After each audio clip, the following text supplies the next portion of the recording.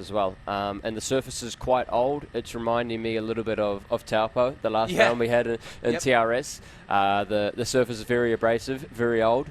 So there's a little bit of tyre degradation, but we'll have to see how these green tyres go for the F4 drivers. All right, well, as you can see, they are lining up now. Jess Lacey. Is it Jesse or Jess Lacey? I'm never quite sure. But anyway, I know one thing. He was a Ferrari Academy winner back in Australia in 2021. The Aussie is here, so it's great to have Kiwis and Aussies. We've got Aussies out on the grid. We've got Kiwis in the booth. There's a host of Kiwis. There must be about 8 Kiwis racing in single-seaters in America right now. So that's just why we've got Callum up here. There's no question. They're eating something right. Away we go then for the start of race 2, and somebody moving very quickly. One of the J. Howard cars in the midfield moving right across the track there, but it looks as though everything's A-OK as we head out. Jimmie Lockhart is the man who's setting the pace at the moment. Diving into the big machine, Spike Coolers turn 1, and a nice clean start through the 19-minute race to go. This is race 2. Carl Bennett won the first race, and a host of cars trying to get position here early on with the tyres probably not up to perfect temperature yet, as Michael Costello, that was one of the men that J. Howard, who I was speaking to, one of his drivers, he said, I said, who should I watch out for? And he said, Costello. Costello's one to watch. So there you go. Down towards the back of the circuit once again. Whoa. Not a lot of grip out there, Callum. I saw you throwing a wheel out there a couple of times yesterday. Yeah, we were on Struggle Street yesterday. We had a couple of issues with the engine, and half the front wing fell off. So the front wing basically looked like the front wing of the F4 car. So we're missing a couple of percent of downforce. But that's all tuned up today, and hopefully we can go a bit better. Shocker Street is not like Easy Street. Shocker Street is not a good day at the office. Yeah, Struggle Street, no good. When you're on Struggle Street, it's not been a good day. Have you seen any gators yet? Seen any gauges? Gators. Gators? I'm still not convinced on your whole alligator theory. He doesn't believe me. Tell him. Oh, we've got a big talking to gators. We've got 2 cars stuck out on track. One of them badly damaged. The other is the 83. I believe, and that could be Parrish. Yeah, Christopher Parrish. So that's going to bring out the safety car. Sure enough, it does. Not a surprise to see the safety car out then.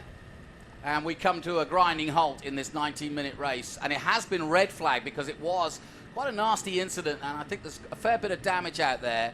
And I'm not so sure of the procedure, but I'll ask the man who was right on time for the driver's briefing. What happens now then, Callum? Well, I actually haven't done a red flag in the United States before, but in New Zealand, we have a red flag control line, so we normally all stop on the side of the track and wait for the incident to clear. That's generally the procedure. To be honest, and then they make sure the drivers are okay. That's the most important thing. Well, and it looks like both those drivers two are all out. good. That's good news. So you can see there that one of my brake markers got hit at the Big Machine Vodka Spike Coolers turn 1. And our red flag procedure here is they're going to follow the pace car into pit lane, and some cars might go to the wall. Some cars will line up in what's called the hot pit lane, so those cars can get released first. If the driver has a little bit of an adjustment to make, or the team does, they go to the wall, but they will be released last. Yeah, it's also at the discretion of Scott Goodyear, the race director. And he'll decide exactly how he wants to play this. Like you say, we can line them up, line astern, or they can line up in the pit lane and effectively just wait.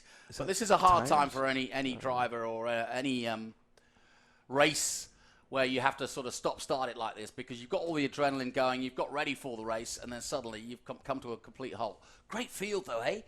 Great field, Ben. And I was looking this morning. We've got so many great stories, both in Callum Hedge's class in FR and also here. We're really starting to attract international drivers too. Callum's got a teammate that's from Mexico. We've got a couple of Aussies in the field. We've got some great Americans coming up trying to chase the likes of Kyle Kirkwood and Dakota Dickerson, Hunter Yaney now in FIA F3. Yeah. So I'm hearing word from race control that it is just a double yellow, not a red flag. So they're going to follow the pace car around. The starter was showing a red flag. And then once the pace car came out, I think they went to double yellow. Okay. Well, that's good news for the actual race itself, because for the drivers, the one thing you don't want to do is stop, because it gets hot very quickly, right? Yeah, we did see both drivers get out of the car and get into the truck. Yeah, it can be a bit claustrophobic when you're sitting there on the red flag. We had one at Taupo, and we sat there for about 20 minutes on the grid.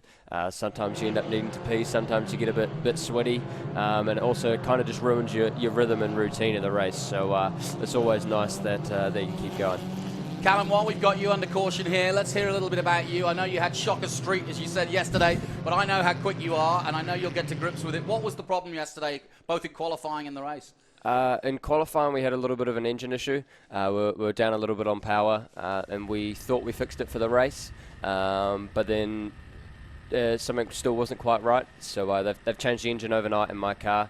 That was the decision the team made for me, and also the elements on the front wing. Just one of them fell off, so we're missing 5 to 10% of the downforce on the front of the car, which is a bit of a shame. But we know what the car can do. We know that we can be quick. We're fast all through the practice, so we're pretty confident we can set a good time in race 2 and hopefully be up the front for race 3. And just let everybody know what your year is going to be. It's pretty impressive. You're going to the airport straight after your last race today, heading back to home and then on to Australia, because you've already finished one championship. You started the one here in America, and you're off to Australia to start another one. Yeah, it's a bit of a full-on schedule. TRS at the start of the year with 5 weekends in a row was very intense, and then we got about 2 to 3 weeks off. So that was very nice to just to relax, unwind, refresh. And then come over to the USA, long flight, bit of jet flag, 2 weeks here. I fly home. There was supposed to be a couple of days, but the dates got changed. So basically I fly home, get about 6 hours to sleep, have a shower, etc.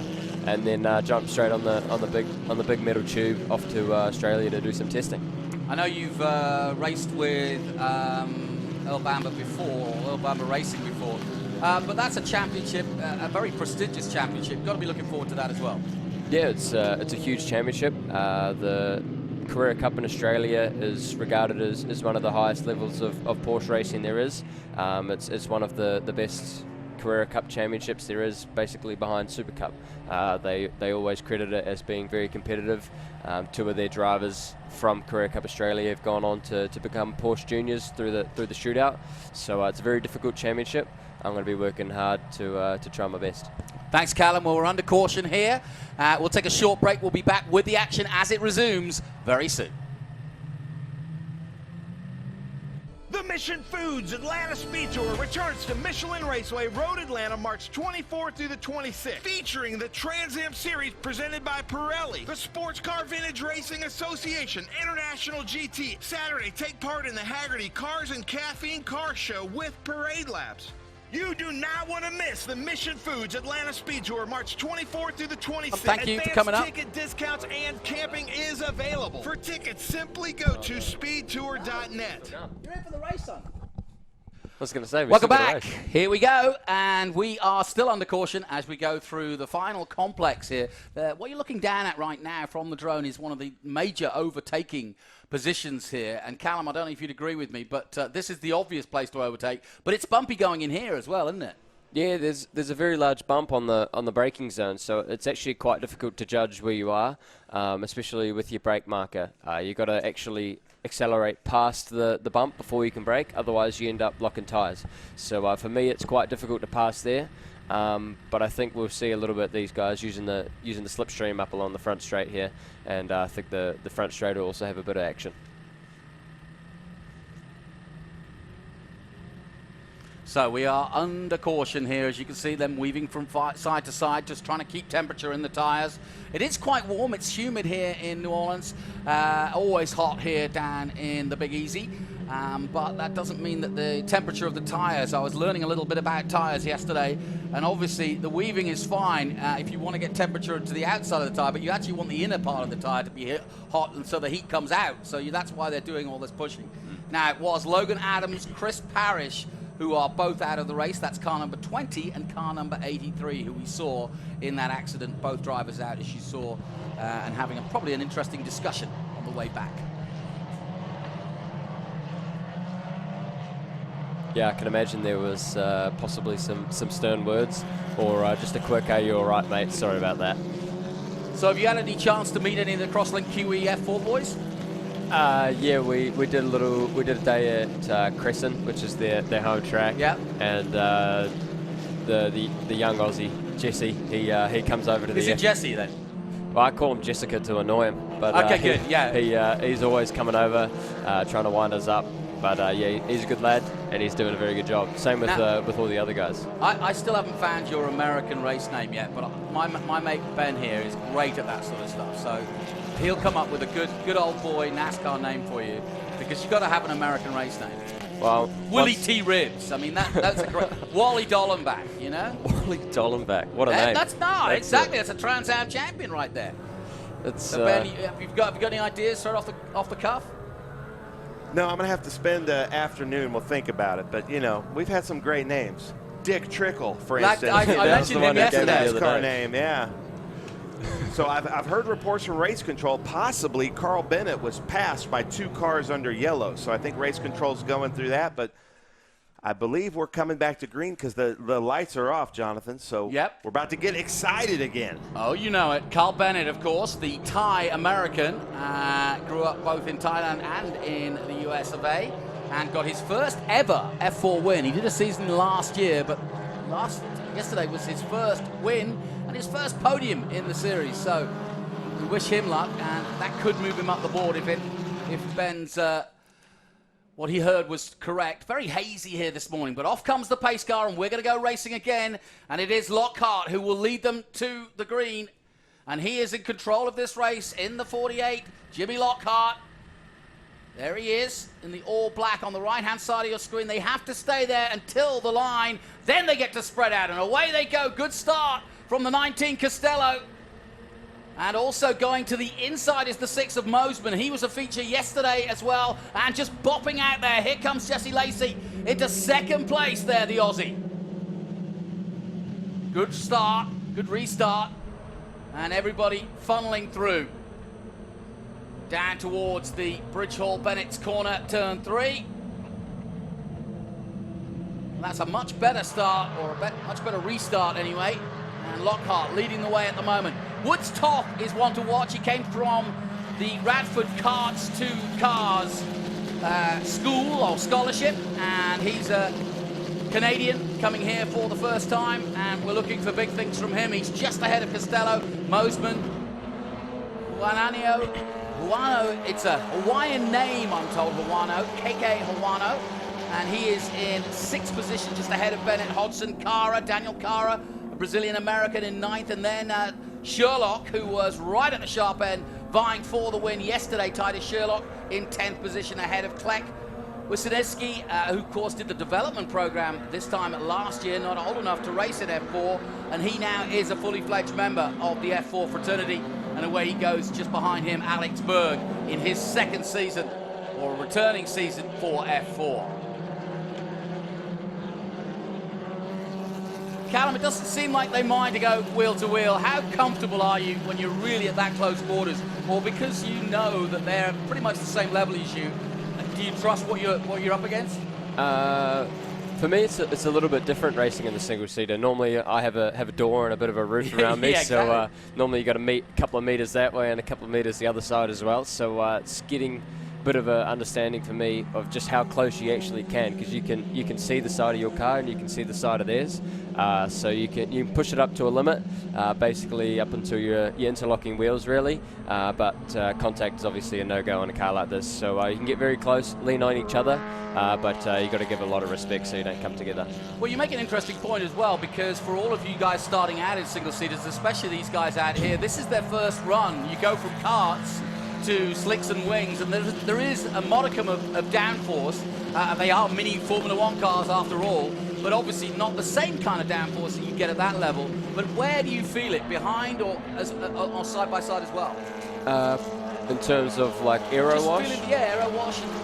Yeah, for me, when we were racing in New Zealand, the start of the series at Highlands, there was a couple of corners where initially I was just lifting off and braking, and that's what I would normally do, and then it felt like I was losing a little bit of grip. So then the next lap, all I did was just keep my foot flat, and you can actually feel the downforce push the car into the ground and go through the corner. For me, that's that's pretty unreal to get that feeling. Yeah, I heard a lot of times it's a case of trust. We've got some good racing going on here. 2 cars on the grass for a moment. And we've just heard that both Nico Abiado and Luciano Martinez made contact at turn 4, but both are continuing. So there's a lot of action. Yeah, I know exactly what you mean. There's a trust with the downforce. You don't even, if you've not driven downforce, it almost helps you stick to the ground and therefore have more grip. But you got to know where it is, and you got to trust it, and you got to kind of feel it or experience it before you trust it. Yeah, it's hard to get your head around it. At the start, I wasn't fully trusting of it, but now as I get my head around how to use downforce, how to drive with it, and how to race with it as well, because once you get up behind a car, it's you lose all the downforce on your fronts. So you got to understand how to find a different line to make sure you get any form of air on your front wing. So we are getting down to the business end. Look at this side-by-side racing, and that's exactly what we've just been discussing, which is racing at close quarters, but being comfortable enough to do that. And as we come down to the business end of this, we're watching Bennett, who won the first race. He's not going to win this one. He's way down at the moment in, 7th place at the moment. But Lockhart, Jimmie Lockhart is doing a superb job. He's got a 1.2 second lead now at the front of this race. As we look at Mossman again, another one of the J. Howard development drivers. Speaking to Jay Howard this morning, good to see him here. Great team manager, turned from IndyCar racing, the Englishman, into the Howard development team, and has been running junior series for the last few years. So it looks like it's going to be a run between Lockhart, Lacey and Costello. And it's anybody's race in the midfield. Another good run by Greenemeier. She was the girl I spoke to, the 20-year-old Greenemeier, Hannah Greenemeier. She's come from Colorado, and she was one of the SCUSA, or the first females to win in SCUSA pro level. And she's literally come out for the first time here to Slicks and Wings. She got a 12th yesterday, and she's on for a 13th today. And that's high praise, because it's no easy feat to jump straight into this championship. But here you see the gap for first, second, and third. And well, you mentioned Lacey. Can he do it? Can he get up there? What would he have to do? He's taken the gap, Callum, down to a second, but he's running out of time. Yeah, he's got 3 minutes and 22 seconds to catch and make a move. So if he's faster than what's his name, Jimmie or Lockhart? Jimmie Lockhart, yeah. Jimmie, I believe. He's gonna be looking where he's weak, where Jesse's faster, and he's gonna be pushing pretty hard to try and make that move. He hasn't got long left. The guys on the radio will be telling him, so he's gonna have to push hard and see if he can make that move. There is Bennett again. He's got Daniel Cará just ahead of him as well. Cará and Sherlock, who featured heavily in the first race. Sherlock not going to get on the podium this time. There's Daniel Cará. He's got a Brazilian and American flag, so it's always good when we have a young Brazilians, and we've had many come through the F4 ranks. This is a good place for South Americans and Mexicans to come up here to America. I was talking to Manuel Rosa yesterday from Mexico City, who's in FR against Callum. And he said that, there is an F4 series in Mexico, but anywhere really in South America, you need to get to North America as soon as you can, because if you want your career to keep going and not stumble over, then you need to keep going and doing single-seaters, and F4 and FR are the perfect place to be as we set off our season. So this will be the white flag, I think. Maybe they'll get to it. No white flag this time. Interesting. Lockhart then with another lap to do it, and Lacey with another chance, and Costello coming into play potentially in third place. There he is in the 19. So we're getting a little bit closer together. That shot, though, belies the actual angle, because we're so far away from that turn that sometimes when they're coming towards you like that, they look closer than they actually are to each other. But this is good stuff. Woods-Toth as well, the Canadian, coming into play in fourth place. Hodgson now looking to get close. The gap from Lockhart to Lacey down to 0.8. That's impressive. He's taken 4/10 out of him in the last lap. Meanwhile, the 0.8. That's Alex Berg. His father was a Formula One driver.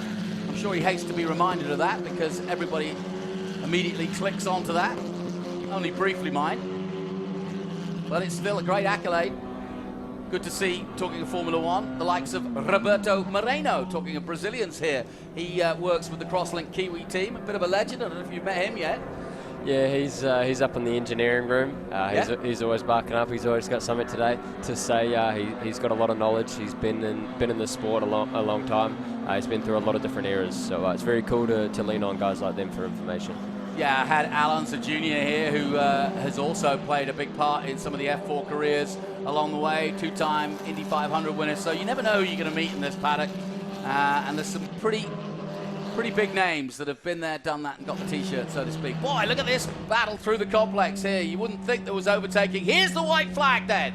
And Lockhart has led this whole race, but will he hold on? Lacey, though, now under pressure from Costello and Woods-Toth as they all try to go line astern, get that slipstream if they can, then bop out at the end of the corner and try to make it up the inside, and that's exactly what Costello is trying to do. He's had the door shut, though, by Lacey. Great racing between the pair of them, and out of it all, Woods-Toth has joined the battle. Well, this is exactly like yesterday, and Callum, that's the way to go. You watch somebody else battle, and you go, all right, I'll watch you two, and then I'll have a go myself.